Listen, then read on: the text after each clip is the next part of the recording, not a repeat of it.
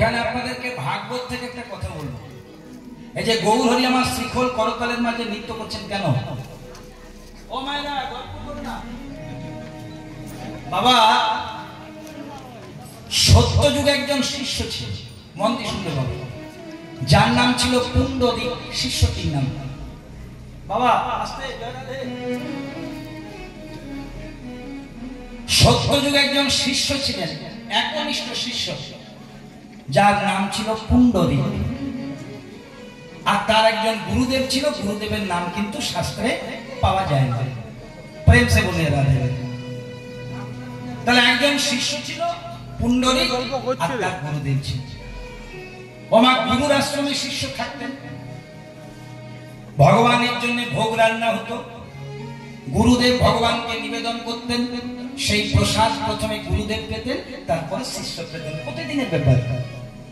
একদিন কি হয়েছে, প্রসাদ রান্না হয়েছে, মানে ভোগ রান্না হয়েছে, ভগবানকে নিবেদন করা হয়েছে, কিন্তু শ্রী গুরুদেব একটু বাইরে গেছে, শিষ্যর খিদে পেয়েছে, শুরু করে দিয়েছে।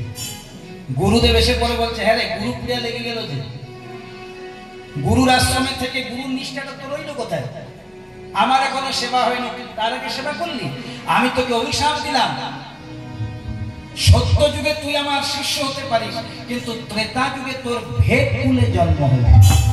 ভেকুলে মানে ব্যাং, ব্যাং হয়ে গেল। পুণ্ডরিক শিষ্য ছিল, ত্রেতা যুগে ব্যাং হয়ে গেল। এইবার ত্রেতা যুগে দেখবে রামচন্দ্র বনবাসে ছিলেন, রাম লক্ষ্মণ সীতা। রাধে রাধে, কিছু বলছেন?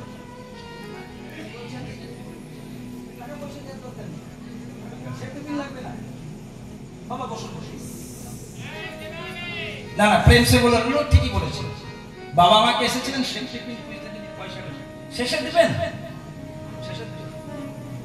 বিরাট বড় আঁচল পেতে দাঁড়াবো, দিয়ে দেবেন, সব নিয়ে চলে যাবো। গাড়িটা বড় এনেছি, এখন একটু মন দিয়ে শুনুন, কারণ আপনারা বহু কষ্ট করে